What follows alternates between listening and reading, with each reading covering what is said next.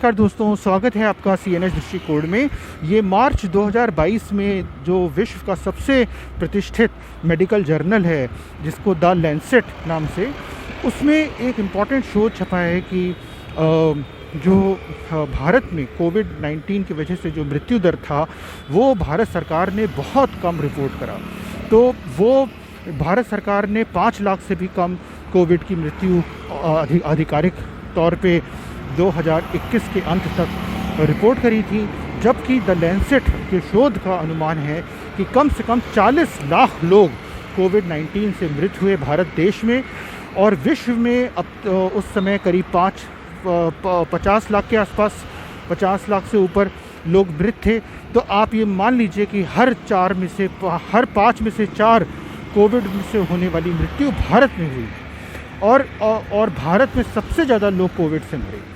ये बहुत ज़्यादा दुख की बात है, और इससे भी बड़ी दुख की बात ये है कि भारत सरकार सच छुपा रही है या सच को झुठला रही है, और स्वास्थ्य पर निवेश नहीं करती। ना कोविड के पहले स्वास्थ्य पे निवेश बढ़ा, और कोविड के बाद भी जो स्वास्थ्य के निवेश की आड़ में उसने निजीकरण को बढ़ाया, उसने पूंजीपतियों के हित को सोचा और स्वास्थ्य सुरक्षा को जर्जर किया।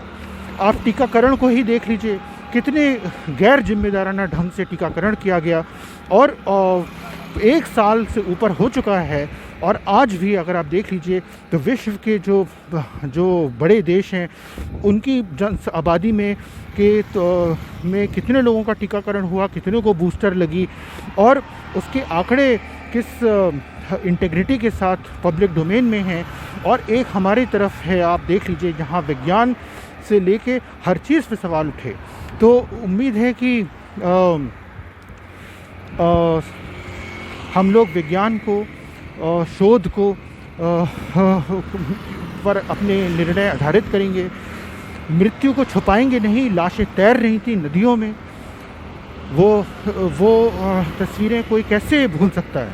तो हम लोग को ये याद रखें, और हम लोग ये सच्चाई से, ईमानदारी से इस बात को जग जाहिर करें कि भारत में असल में कोविड से होने वाली मृत्यु दर कितना था, और कैसे हम लोग इससे हर असामयिक मृत्यु को टाल सकते हैं। कम से कम स्वास्थ्य में निवेश अनेक गुना बढ़ा के तो कर सकते हैं। या मोदी जी का नया पार्लियामेंट बन रहा है, उनका घर बन रहा है दिल्ली में, नया हवाई जहाज़ आ रहा है, नई कार आ रही है, इसी के ऊपर हम व्यय करेंगे।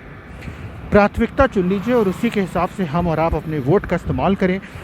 इसी बात के साथ मैं CNS दृष्टिकोण यहीं पे ख़त्म करता हूँ, और कल शाम 5 बजे हम लोग फिर आपके साथ रूबरू होंगे किसी अन्य बात के साथ जिसमें हमें सोचने की विवश की।